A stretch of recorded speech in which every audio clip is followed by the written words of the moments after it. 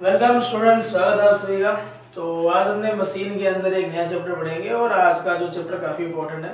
Automation के according अगर मैं बात करूं तो बहुत ही इंपॉर्टेंट टॉपिक है, ट्रांसफार्मर पढ़ने वाले। ठीक है, तो आज का जो हमारा जो टॉपिक होगा ट्रांसफार्मर होगा। बहुत ही अच्छा टॉपिक है और कंपटीशन के लिहाज से अगर मैं बात करूँ तो इम्पोर्टेंट टॉपिक रहेगा। सबसे पहले देखिए इस चैप्टर के अंदर अपने को पढ़ना क्या क्या है, पहले उस चीज को देखेंगे।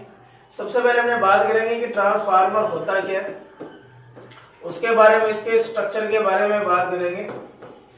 संरचना के बाद में उसके अंदर ईएमएफ समीकरण जो होगी उसके संबंधित वोल्टेज रेगुलेशन जो होगा उसके बारे में बात करेंगे। ठीक है, इसके टाइप्स के बारे में बात करेंगे। इसके अलावा स्पेशल ट्रांसफार्मर होगा उनके बारे में बात करेंगे।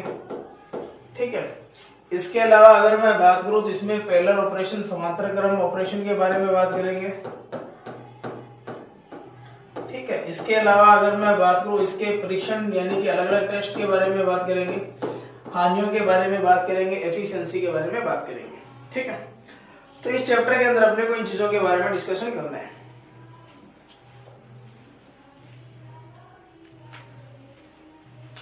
तो अब यहां से देखिए सबसे पहले अपने बात करेंगे ट्रांसफार्मर होता क्या है। तो अगर मैं बात करूं ट्रांसफार्मर बेसिकली, तो ट्रांसफार्मर के अंदर क्या होता है बेसिकली, कम से कम दो वाइंडिंग होती है। ठीक है, पहली देखो परिभाषा इसकी अपने कई तरीके से बना सकते हैं। पहली चीज तो क्या याद रखोगे कि ट्रांसफार्मर एक ऐसी स्थैतिक युक्ति है जो विद्युत शक्ति को एक परिपथ से दूसरे परिपथ क्या करती है, ट्रांसफर करती है। पहली चीज अपने को ये बात याद रखनी है। दूसरा क्या याद रखोगे कि ट्रांसफार्मर एक ऐसी युक्ति है जो काम क्या करती है, वोल्टता को अप या डाउन करने का भी काम करती है। तो ये अपने को यहां से बेसिकली याद रखना है। तो ट्रांसफार्मर की सबसे पहले अपने बात करेंगे कि ट्रांसफार्मर की परिभाषा जो होगी वो क्या पड़ती है। तो परिभाषा की अगर मैं बात करूं तो दो चीजें बना सकते हो आप लोग।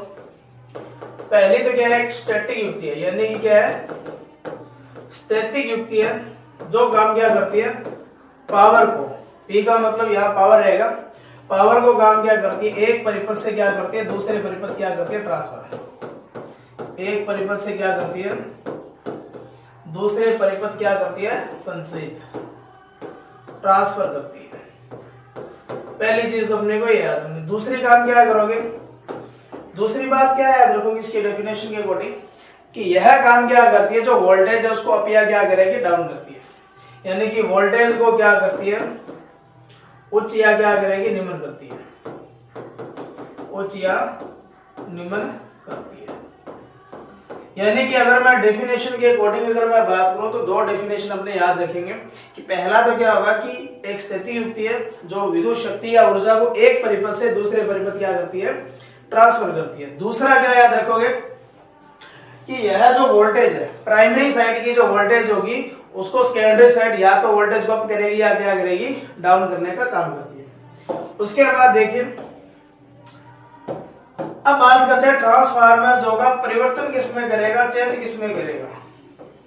चेंज की अगर मैं बात करूं तो देखिए ट्रांसफार्मर जो होगा इसका एक साइड जो पावर जो है, अगर मान लो 1 केवीए का ट्रांसफार्मर है तो प्राइमरी साइड भी अगर 1000 वोल्ट एम्पियर होगा तो सेकेंडरी साइड भी 1000 वोल्ट एम्पियर होगा।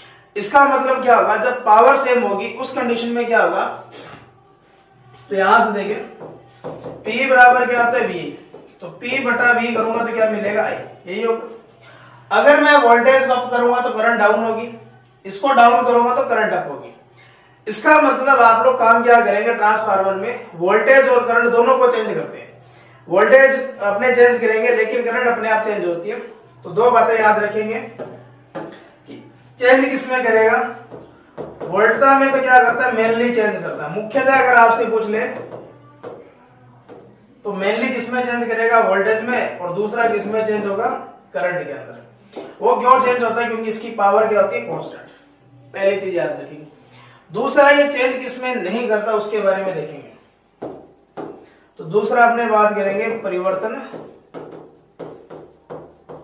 नहीं है। ठीक है, दूसरा अगर मैं बात करूं चेंज किसमें नहीं करता तो ध्यान रखना, सबसे पहले तो ध्यान रखना क्या याद रखेंगे, पावर में चेंज नहीं करता। दूसरी बात आप लोग क्या याद रखेंगे, ट्रांसफार्मर किसमें चेंज नहीं करता, आवृत्ति में चेंजिंग नहीं करता। ठीक है, तो ट्रांसफार्मर इन दो चीजों के अंदर अपने को याद रखना है कि इन दो में क्या करेगा, चेंजिंग नहीं करता। तो एक बार आप लोग दोबारा देखें कि ट्रांसफार्मर अगर आपसे पूछे चेंज किस में करेगा, तो वोल्टेज में करेगा और किस में करेगा, करंट में करेगा। लेकिन मुख्यतः अगर आपसे पूछे तो वोल्टेज में करेगा। चेंज किस में नहीं करता, तो पावर और आवृत्ति में चेंज नहीं करता। एक चीज अगर आपसे पूछ ले ट्रांसफर क्या करता है, अगर आपसे पूछ ले ट्रांसफर जो होगा वो क्या करेगा,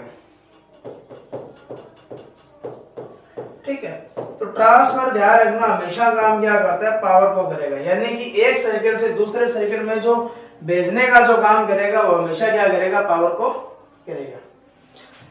अब बात करेंगे इस ट्रांसफार्मर के सिद्धांत के ऊपर कि ट्रांसफार्मर किस सिद्धांत पर काम करेगा, ठीक है।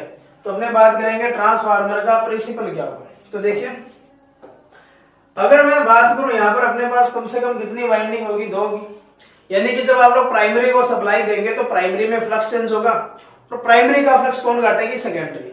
इसका मतलब ये फैराडे के विद्युत चुंबकीय प्रेरण के सिद्धांत पर काम करता है। तो पहला तुमने को याद रखना है, पहली चीज क्या याद रखेंगे,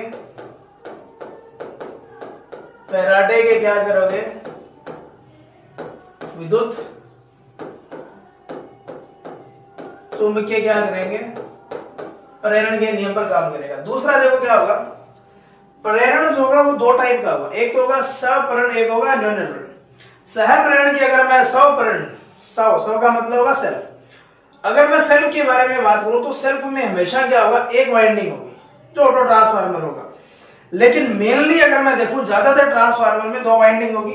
इसका मतलब इसका जो सिद्धांत होगा प्रेरण के अलावा कौन सा होगा, तो होगा अपने पास अन्योन्य प्रेरण।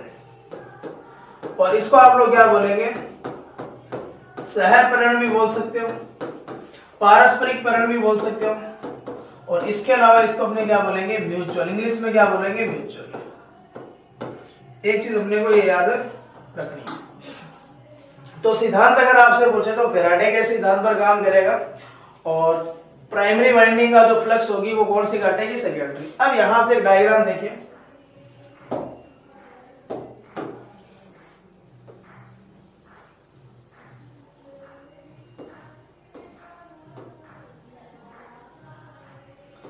ठीक है, ये होगा। अब यहां से आप लोग काम क्या करेंगे, इस ट्रांसफार्मर की जो प्राइमरी वाइंडिंग है इसको आप लोग काम क्या करेंगे, सप्लाई से कनेक्ट करेंगे, और यहां अपने काम क्या करेंगे, आउटपुट लेंगे, ये होगा। अब एक चीज देखना है, जब आपने प्राइमरी को सप्लाई से जोड़ा तो सेकेंडरी में क्या बनेगा, वोल्टेज बनेगी, ईएमएफ बनेगा। वो कितना बनेगा उसके बारे में डिस्कशन करेंगे, यानी कि अपने बात करेंगे ईएमएफ समीकरण के बारे में।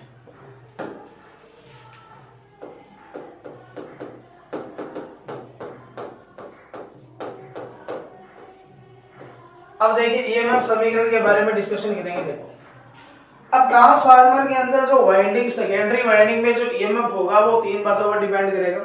एक तो उसका फ्लक्स क्या होगा, दूसरा उसका फ्रीक्वेंसी क्या, और तीसरी जानना उसमें टर्नों की संख्या क्या होगी। तो एवरेज वैल्यू अगर मैं यहां से निकालता हूं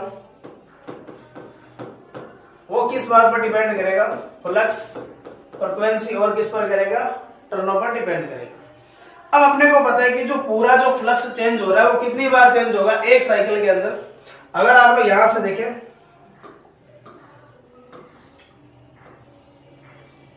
तो यहां से देखिए अधिकतम और न्यूनतम मान के बीच में कितनी बार चेंज होगा, एक बार यहां चेंज हुआ, फिर यहां चेंज हुआ, फिर यहां चेंज हुआ, और फिर यहां चेंज हुआ।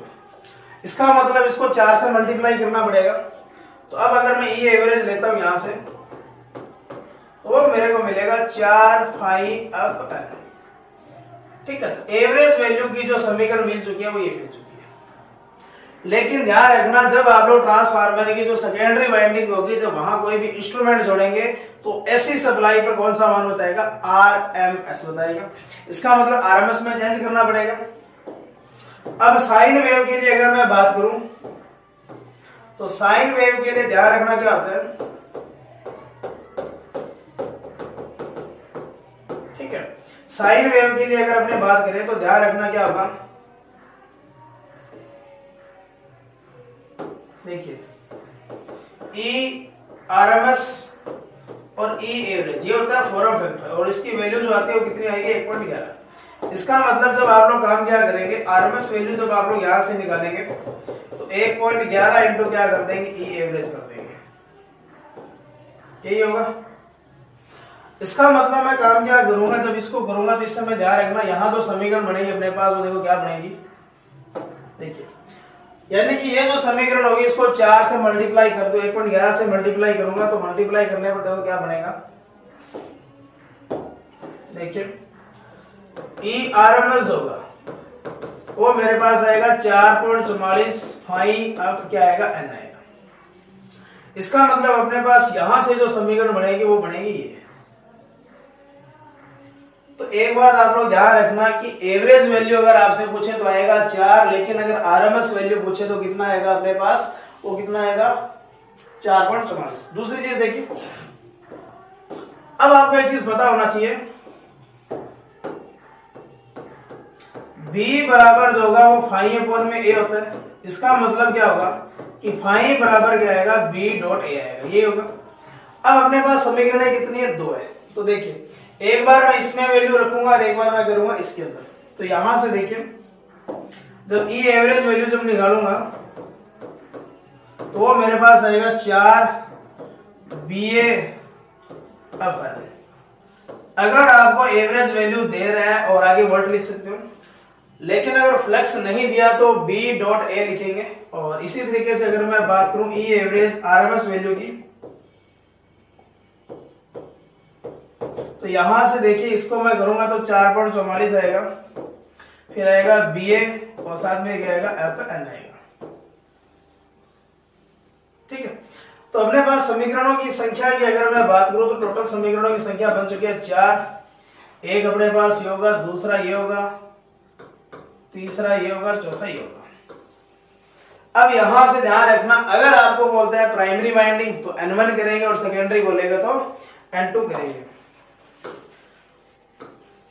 तो यहां से देखिए अगर मैं बात करता हूं प्राइमरी के लिए,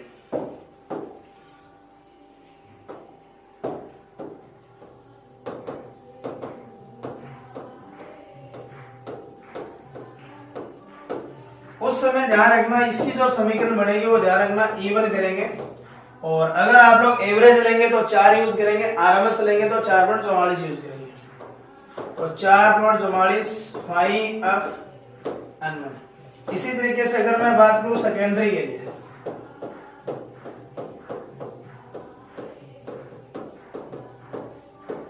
ठीक है, तो उस समय ध्यान रखना यहां से जो वैल्यू आएगी वो आएगी A2 की जो वैल्यू आएगी वो आएगी 4.44 फाइव एफ N2।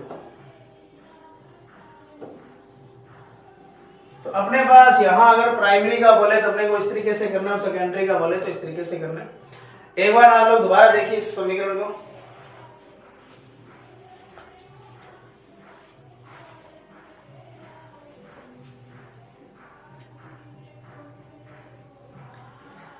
तो यहां से पहली जो समीकरण बनेगी एवरेज वैल्यू की बनेगी। एवरेज से आप लोग आरएमएस वैल्यू निकाल सकते हो, और आरएमएस से आप लोग अगर बात करें तो इस तरीके से आप लोग देखो,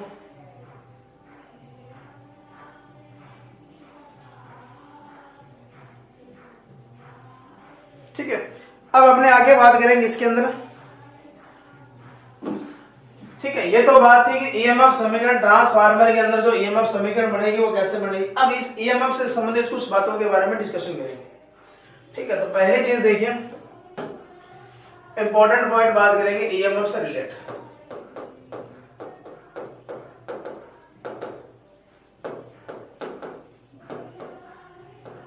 देखिए सबसे पहले अगर मैं बात करता हूं, यहां पर देखिए सबसे पहली चीज तो देखिए कि इसके अंदर जो प्राइमरी का जो ईएमएफ होगा वो कैसा होगा और सेकेंडरी का ईएमएफ कैसा होगा। वो देखो, प्राइमरी को अगर आप देखोगे तो सप्लाई से जुड़ेंगे। प्राइमरी के अंदर जो ईएमएफ होगा वो हमेशा ध्यान रखेंगे क्या होगा, स्वप्रेरित होगा, और सेकेंडरी वाला क्या होगा, अन्योन्य प्रेरित होगा। क्योंकि सेकेंडरी जो होती है वो प्राइमरी के फ्लक्स की वजह से वोल्टेज का निर्माण करती है। तो यहां से क्या याद रखेंगे, पहला जो पॉइंट होगा प्राथमिक कुंडलन की अगर मैं बात करूं, और एक अपने पास होगा द्वितीय गुणनक।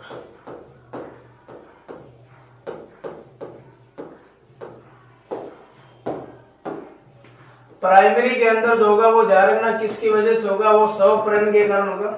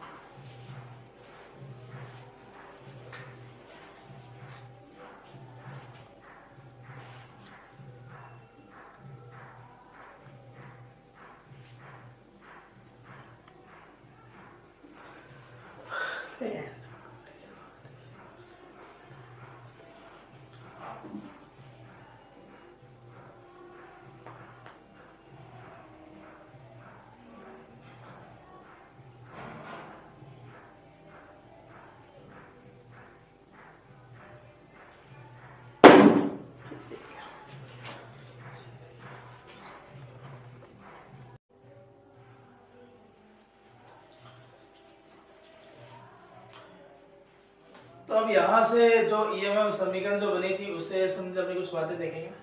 सबसे पहले चीज तो ध्यान रखना कि जो प्राइमरी वाइंडिंग जो होगी उसके अंदर केवल एक ही वाइंडिंग है। जब आप लोग सप्लाई से जोड़ेंगे तो उसमें ईएमएफ बनेगा। सेकेंडरी में कैसे ईएमएफ बनेगा, वो काम क्या करेगी, प्राइमरी का फ्लक्स काट के बनेगी। तो एक तो प्राइमरी में फ्लक्स बन रहा है, एक बन रहा है सेकेंडरी में ईएमएफ बन रहा है। तो एक तो प्राइमरी का जो ईएमएफ होगा वो कैसे इफेक्ट करेगा, तो सबसे पहले अपने बात करेंगे प्राथमिक ईएमएफ, और एक अपने बात करेंगे द्वितीय यानी कि सेकेंडरी ईएमएफ। ठीक है, तो यहां से क्या याद रखेंगे कि जो प्राइमरी में जो ईएमएफ बनेगा वो बनेगा सेल्फ इंडक्शन के कारण, यानी कि म्यूचुअल इंडक्शन के कारण, सॉरी सेल्फ इंडक्शन के कारण बनेगा। तो ये बनेगा स्वप्रेरण के कारण। तो ये स्वप्रेरित ईएमएफ होता है। और दूसरा जो सेकेंडरी के अंदर होगा ये होगा, ध्यान रखना, अन्योन्य प्रेरित।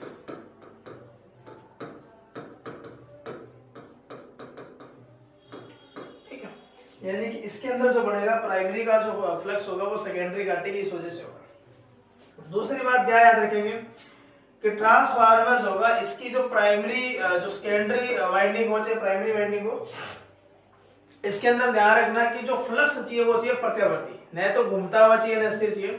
तो कार्यकारी फ्लक्स अगर आपसे पूछे तो वो कौन सा होगा, प्रत्यावर्ती है। तो वो कौन सा चाहिए अपने को, वो चाहिए अपने को प्रत्यावर्ती। ठीक है, तो एक चीज अपने को याद रखना। तीसरी बात क्या याद रखेंगे, इसका जो ईएमएफ होगा वो स्थैतिक होगा या गतिज होगा। तो देखो इसमें ऐसा कोई भी पार्ट नहीं होता है जो घूमता हो, स्थैतिक प्रेरित ईएमएफ होता है। तो ईएमएफ जो होगा वो कौन सा होगा, स्थैतिक प्रेरित ईएमएफ होगा। तो ईएमएफ अगर आपसे पूछे तो वो कौन सा होगा, स्थैतिक प्रेरित क्या होगा, ईएमएफ। इसके अलावा देखिए ट्रांसफार्मर जो होगा, ट्रांसफार्मर अभी मैंने आपको बताया था कि एक तो प्राइमरी साइड जो फ्रीक्वेंसी है और एक अपने पास है सेकेंडरी साइड फ्रीक्वेंसी है। इसका मतलब ये होगा कि ट्रांसफार्मर जो होगा प्राइमरी और सेकेंडरी में जो आवृत्ति जो होगी वो सेम होगी। यानी कि आवृत्ति की अगर मैं बात करूं तो प्राइमरी की जो फ्रीक्वेंसी होगी इसको f1 से लिख रहा हूं, और सेकेंडरी की जो फ्रीक्वेंसी होगी वो दोनों बराबर होगी, और वो सप्लाई फ्रीक्वेंसी की क्या होगी, बराबर होगी। इसके अलावा एक इंपॉर्टेंट पॉइंट और देखिए,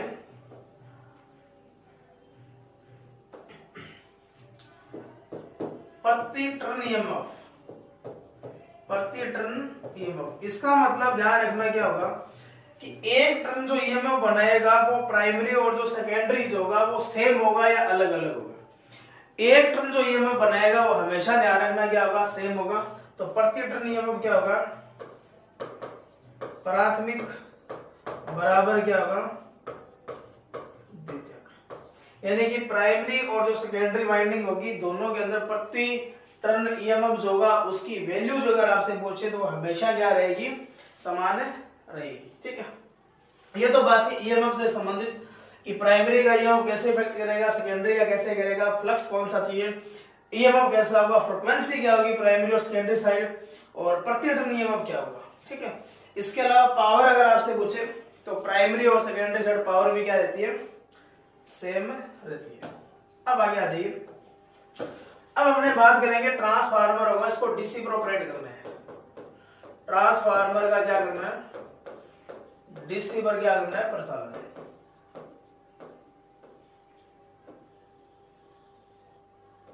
ठीक है, अब देखिए ट्रांसफार्मर होगा, इसको सप्लाई कौन सी चाहिए, एसी। लेकिन मान लीजिए बाई चांस आपने इसको दे दिया डीसी। डीसी देंगे तो कौन सी साइड देंगे, प्राइमरी की तरफ देंगे। अब प्राइमरी की तरफ अगर आप लोग डीसी देंगे तो उस समय होगा क्या, वो देखेंगे। तो देखिए यहां पर अपने काम क्या करेंगे, ये मान लेते अपने पास क्या है, प्राइमरी वाइंडिंग है, और ये अपने पास कौन सी है, सेकेंडरी। वो स्टेप अप हो सकता है, स्टेप डाउन हो सकता है, कोई सा भी हो सकता है। आपने इसको काम क्या कर दिया, डीसी दे दिया। अब देखिए पहली बात तो याद रखना कि सेकेंडरी साइड जो ईएमएफ बनेगा वो बनेगा जीरो। क्यों बनेगा जीरो, क्योंकि यहां जो फ्लक्स होगा वो स्थिर होगा। काम करने के लिए कैसा फ्लक्स चाहिए, प्रत्यावर्ती। इसका मतलब सेकेंडरी वाइंडिंग इस प्राइमरी का फ्लक्स काट नहीं रही। इसका मतलब ये हुआ कि सेकेंडरी में किसी भी प्रकार से ईएमएफ इंड्यूस नहीं होगा, पहली चीज। दूसरी चीज देखो क्या होगा कि प्राइमरी की अगर मैं बात करूं प्राइमरी वाइंडिंग के बारे में, तो एक्सल जो होता है वो ध्यान रखना क्या होता है, 2πfl होगा। अगर मैं काम क्या कर देता हूं, डीसी पर फ्रीक्वेंसी जीरो करूंगा तो एक्सल की वैल्यू क्या हो जाएगी, जीरो। वाइंडिंग जो होगी उसमें ओनली आर होगा, एक्सल जीरो खत्म हो चुके। आर होगा तो धारा जो होगी वो ज्यादा होगी। धारा अगर ज्यादा होगी तो प्राइमरी वाइंडिंग क्या हो जाएगी, जल जाएगी। लेकिन याद रखना जो सेकेंडरी है उस पर कोई भी इफेक्ट नहीं पड़ेगा। तो यहां जब डीसी पर ऑपरेट करेंगे तो दो बातें याद रखेंगे। देखो क्या क्या याद रखेंगे। पहली बात तो याद रखोगे क्या होगा कि प्राथमिक वाइंडिंग क्या हो जाएगी, शॉर्ट। प्राथमिक कुंडली क्या होगी, शॉर्ट होगी। दूसरी बात ध्यान रखना, क्यों शॉर्ट होगी, उच्च धारा की वजह से शॉर्ट होगी, ध्यान रखना। दूसरी अगर मैं बात करूं तो E2 जो होगा उसकी वैल्यू क्या आएगी, 0 वोल्ट। क्योंकि इस समय प्राइमरी वाइंडिंग का फ्लक्स सेकेंडरी काट ही नहीं रही है और स्थिर। इसको अपने को पता है कि काम करने के लिए जो फ्लक्स चाहिए वो कौन सा चाहिए, वो प्रत्यावर्ती चाहिए। दो सवाल बनेंगे, ध्यान से सुनना। सवाल पूछेगा कि अगर ट्रांसफार्मर है इसको डीसी सप्लाई से जोड़ दिया जाए तो क्या होगा, प्राइमरी जलेगी, इसका आंसर होगा। इसके अलावा अगर टर्न रेशियो देके आपसे पूछेगा इतने वोल्ट की बैटरी से जोड़ा है तो उसका आउटपुट क्या होगा, तो आउटपुट अपने को मिलेगा, वो मिलेगा 0। ये तो बात था इसके अंदर। अब अपने बात करेंगे कि ट्रांसफार्मर जो होगा उस पर आवृत्ति का क्या इफेक्ट पड़ेगा। ट्रांसफार्मर पर आवृत्ति का प्रभाव, यानी कि एक अगर मेरे पास ट्रांसफार्मर है उसकी अगर मैं फ्रीक्वेंसी को चेंज करूंगा तो उस पर इफेक्ट क्या पड़ेगा। देखो कई चीजों पर इफेक्ट पड़ेगा कि एक तो इसका आउटपुट होगा, जिस फ्रीक्वेंसी के लिए इसको डिजाइन किया गया वो काम करेगी या नहीं करेगी। दूसरी बात क्या याद रखेंगे, फ्रीक्वेंसी को बढ़ा रहे हो घटा रहे हो तो आउटपुट क्या होगा। ठीक है, हानियां क्या इफेक्ट करेगी। सबसे पहले देखिए, सबसे पहले अपने बात करते हैं साइज की। साइज होगा वो ध्यान रखना आवृत्ति का क्या होता है, व्युत्क्रमानुपाती होगा। अब इसको कंसेप्ट से समझेंगे। देखिए पहले चीज देखिए, ऑप्शन अगर मेरे पास 1 kVA का ट्रांसफार्मर है, सारे 1 kVA के, ध्यान रखना, मतलब मैंने इसकी क्षमता क्या ले ली, सेम ले ली। ठीक है, यहां मैंने फ्रीक्वेंसी रखी 50 हर्ट्ज, यहां मैंने रखी 60 हर्ट्ज, और यहां मैंने रखी 70, और यहां मैंने रखी 80 या 100 मान लेते हैं। ठीक है, अगर आप लोग जैसे जैसे फ्रीक्वेंसी को बढ़ाएंगे वैसे वैसे फ्लक्स घनत्व जो होगा वो बढ़ेगा। इसका मतलब समान आउटपुट के लिए आपने अगर फ्रीक्वेंसी को बढ़ाया तो टर्नों की संख्या को कम कर सकते हो। देखो कैसे करोगे, ईएमएफ समीकरण आप लोग पढ़ते हो, देखो क्या पढ़ते हो, ये पढ़ते हो फाई अप एल, यही होगा। अगर मैं इस फ्रीक्वेंसी को दोगुना करूंगा और मेरे को आउटपुट उतना ही चाहिए तो मैं टर्नों को आधा कर सकता हूं। इसका मतलब साइज बड़ा किसका होगा और छोटा किसका होगा, वो देखिए यहां इसका जो साइज होगा ये तो होगा सबसे बड़ा, और अगर मैं इसके बारे में बात करूं तो ये होगा सबसे छोटा। क्या याद रखोगे? साइज बड़ा किसका होगा और छोटा किसका होगा, यहां से अपने को पता चल चुका है पहली चीज। दूसरी चीज देखो, आउटपुट पर क्या इफेक्ट पड़ेगा।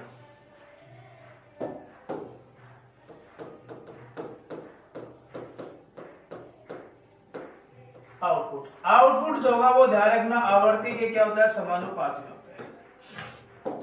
अब यहां से देखिए, मान लीजिए अपने पास एक ट्रांसफार्मर है। देखिए मान लीजिए कि एक ट्रांसफार्मर है, वो 1 केवीए का है और उसको 400 हर्ट्ज पर डिजाइन किया गया है। कितने हर्ट्ज के लिए? 400। अब मान लीजिए अगर आपसे पूछे कि 100 हर्ट्ज पर उसका निर्गत क्या होगा, 100 हर्ट्ज पर क्या होगा, रेटिंग क्या होगी या निर्गत क्या होगा, अगर आपसे कुछ भी पूछे निर्गत क्या होगा। इस कंडीशन में क्या होगा कि डिजाइनिंग उसकी कर रखी है 400। अगर 400 हर्ट्ज से ज्यादा करोगे तो यह नहीं है कि वो 1 केवीए से ज्यादा बड़ा बन जाएगा, ऐसा नहीं होगा, क्योंकि इस कंडीशन के अंदर वो जलने की संभावना बढ़ जाती है। ठीक है, ये आगे समझेंगे। अब काम क्या, आपने फ्रीक्वेंसी को कम किया तो उसकी रेटिंग भी कम होगी। तो ध्यान रखना इसकी जो रेटिंग होगी, ठीक है, आउटपुट होगा, रेटिंग जो होगा वो क्या चलेगा, आवर्ती के समानुपात में चलेगा।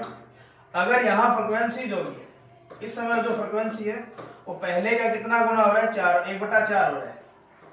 ठीक है, यानी कि अब कितना, 100 पहले कितना था, 400 कितना हो गया, 1/4। इस समय इसकी जो रेटिंग होगी वो भी कितना हो जाएगा, 1 केवीए का था, अब कितना हो जाएगा, 1 केवीए बटा करेंगे 4, यानी कि 0.25 केवीए, यानी कि 250 वोल्ट एम्पीयर। तो एक बात अपने को याद रखना है कि इसका जो आउटपुट होगा वो कैसा इफेक्ट करेगा, वो ध्यान रखना। फ्रीक्वेंसी, जिस फ्रीक्वेंसी के लिए इसको डिजाइन किया गया है उससे कम फ्रीक्वेंसी अगर दोगे तो उसका आउटपुट वो सेम नहीं रहेगा, उसकी रेटिंग उसकी सेम नहीं रहेगी। अब आज अपने बात करेंगे तीसरा इसका जो पॉइंट होगा वो देखिए क्या होगा। तीसरा इसका अपने पॉइंट के बारे में बात करेंगे, हानियां। ये काफी इंपॉर्टेंट है। देखो फ्रीक्वेंसी से 2 प्रकार की हानियां इफेक्ट करती है, कौन कौन सी करेगी। एक अपने पास होगा हिस्टैरिसीस और एक अपने पास होगा एडी करंट।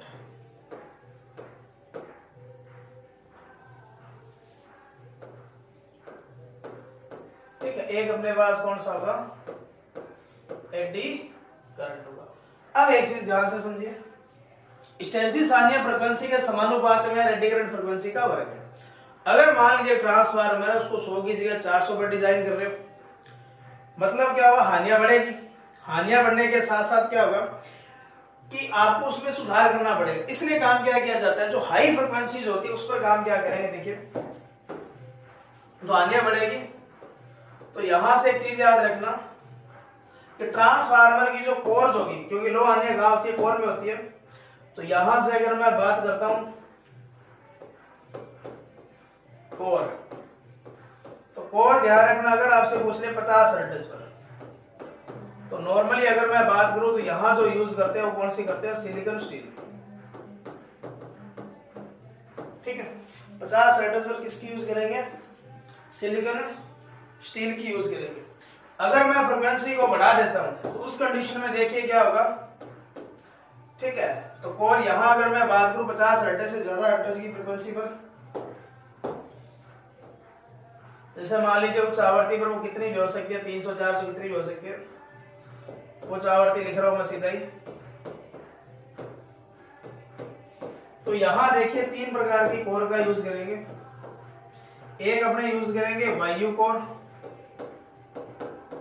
एक अपने यूज करेंगे फेराइट कोर, एक अपने यहां यूज करने वाले CrGO। इसको अगर मैं लिखूं तो क्या लिखूंगा, कोल्ड रोल्ड ग्रेन ओरिएंट। ठीक है, तो यहां अपने पास अलग अलग प्रकार की क्या की जाती है, एयर कोर का यूज, कोर का अपने क्या करेंगे, यूज करेंगे। ठीक है, तो ये बात अपने को यहां से याद रखनी है कि ट्रांसफार्मर जो होगा उसमें आवर्ती का इफेक्ट क्या बढ़ेगा, तो साइज का इफेक्ट पड़ रहा है, उसका आउटपुट होगा वो चेंज होगा, उसकी फ्रीक्वेंसी जो होगी वो भी क्या होगी, इफेक्ट करेगी। अब यहां से हानियां भी क्या करती है, इफेक्ट करती है। ठीक है, अब एक सवाल देखते हैं, यहां पर थोड़ा सा ध्यान से सुनिए। देखिए, मान लीजिए कि 50 हर्ट्ज की सप्लाई है, 50 हर्ट्ज पर मैं एडी करंट, हिस्टैरिसीस हानियां और एक एडी करंट लिख रहा हूं। ये मान लेते अपने पास कितना है, 100 वाट है, और ये मान लेते अपने पास 200 वाट है। ठीक, इसका मतलब टोटल हानि कितनी होगी, 300। अगर आपसे पूछे कि 60 हर्ट्ज पर हानियां क्या होगी, 60 हर्ट्ज पर कुल हानियां, कुल कोर हानियां की मैं बात करूंगा।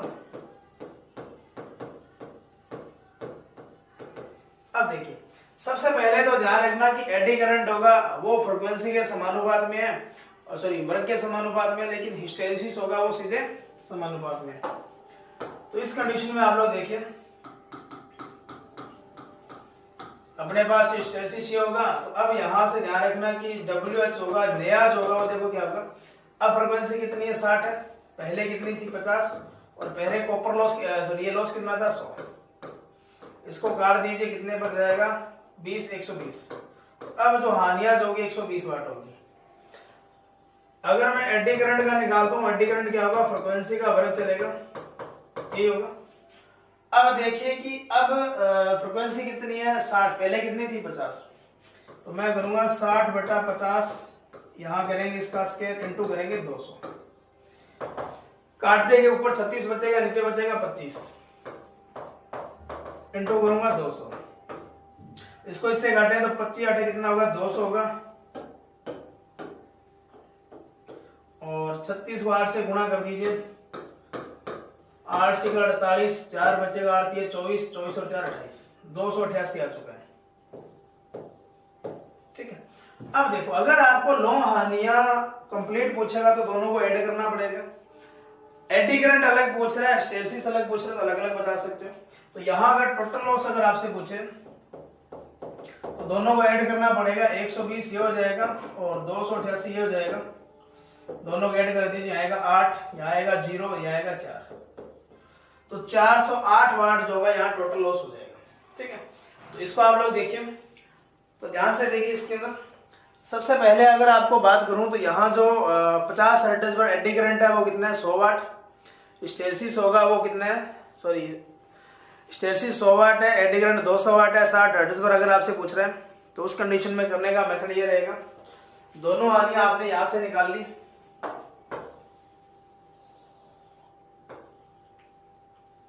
ठीक है। तो ये अपने को यहां से क्या करना है, याद रखना है। तो ये तो बात होगी इसके अंदर कि ट्रांसफार्मर होगा उसका फ्रीक्वेंसी का जो इफेक्ट पड़ रहा था वो क्या पड़ रहा था। अब अपने यहां से जो बात करेंगे वो करेंगे टर्न रेशियो के ऊपर बात करेंगे, ठीक है। अब आ जाइए टर्न रेशियो पर, या इंग्लिश में अपने बोलेंगे ट्रांसफॉर्मेशन रेशियो, रूपांतरण गुणक, ट्रांसफॉर्मेशन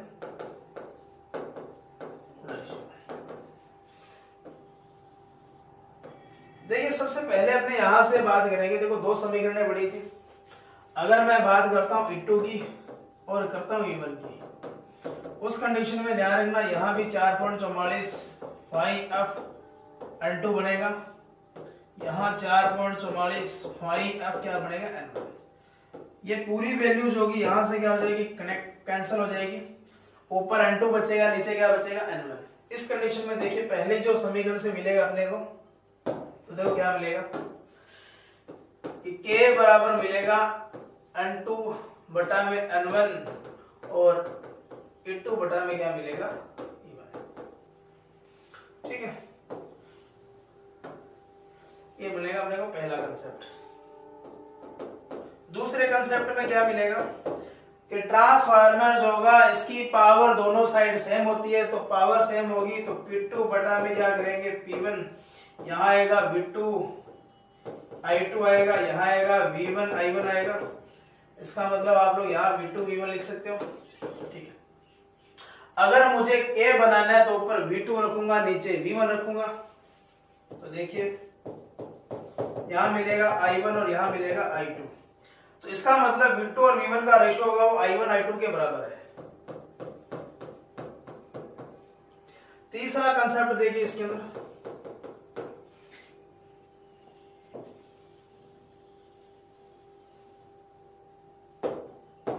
तीसरा कंसेप्ट देखिए,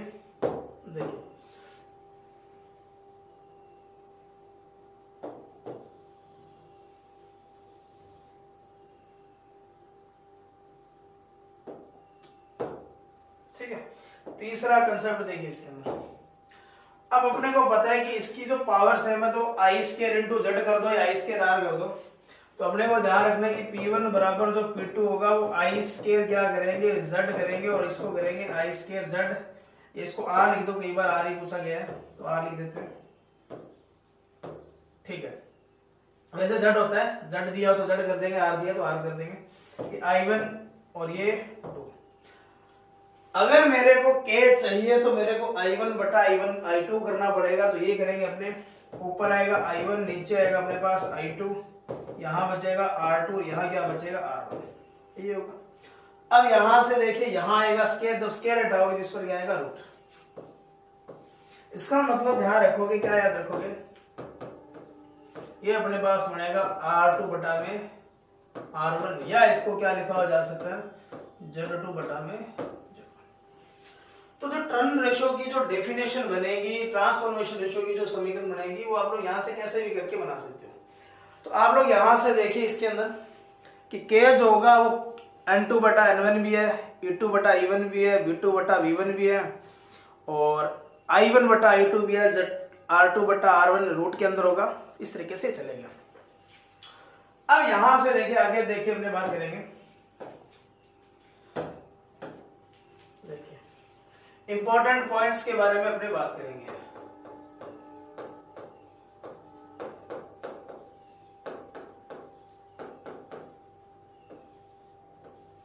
सबसे पहले देखिए इसके अंदर जो पहला जो इसका कंसेप्ट है, देखिए कि अगर आपको पूछ ले कि E2 जो होगा सेकेंडरी का जो ईएमएफ होगा वो किस तरीके से होगा, ये होता है सेकेंडरी का जो ईएमएफ होगा वो प्राइमरी के किस गुणक में चलेगा, तो K के गुणक में चलेगा।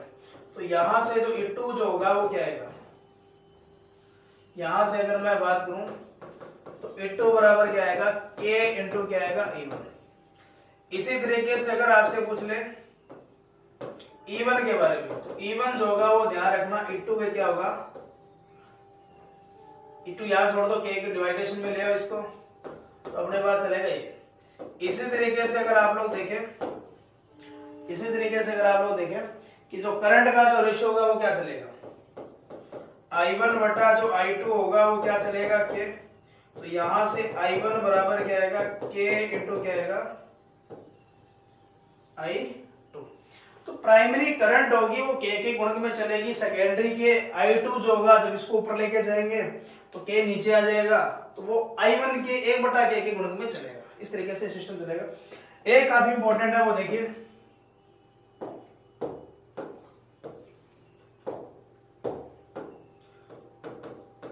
ठीक है।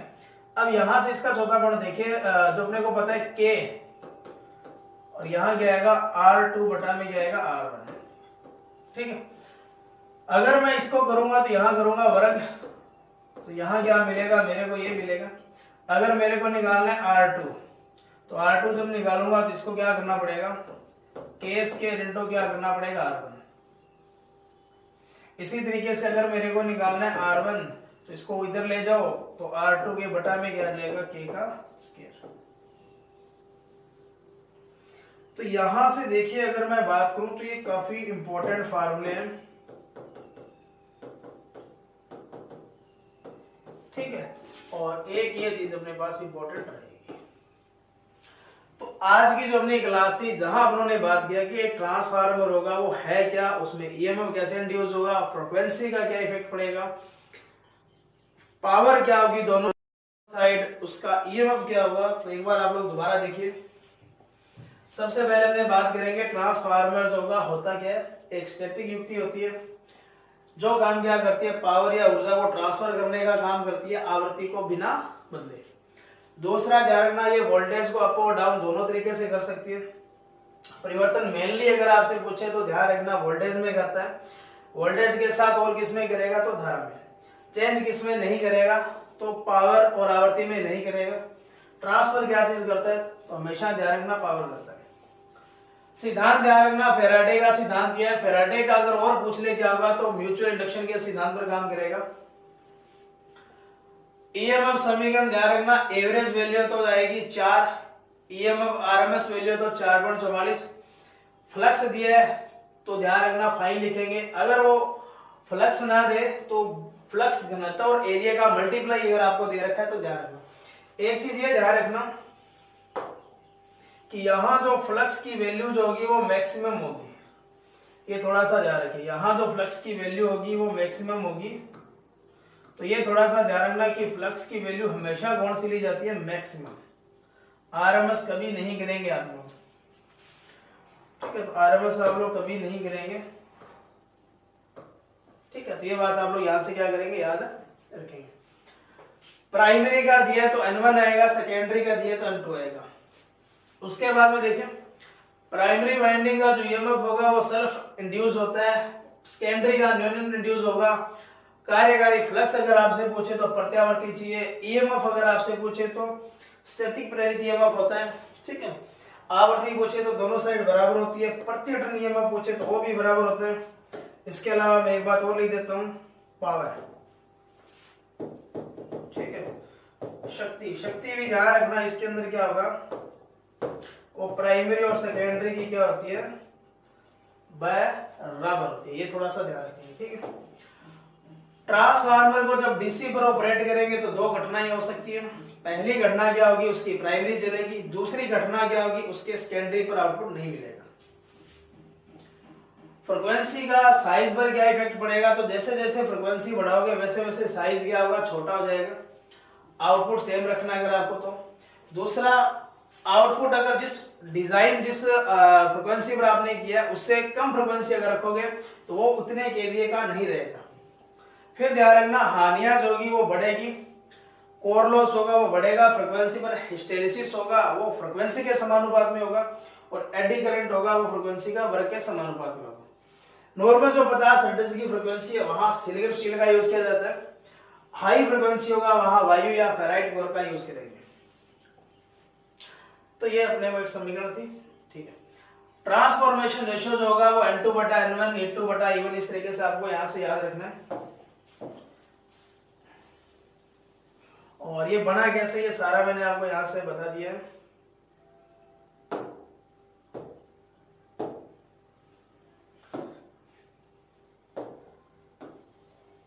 तो ये चीज अपने को यहां से क्या करनी है, याद रखनी है, ठीक है। तो ये अपने पास ट्रांसफार्मर का जो बेसिक कंसेप्ट था वो अपनों ने आज यहां से देखा,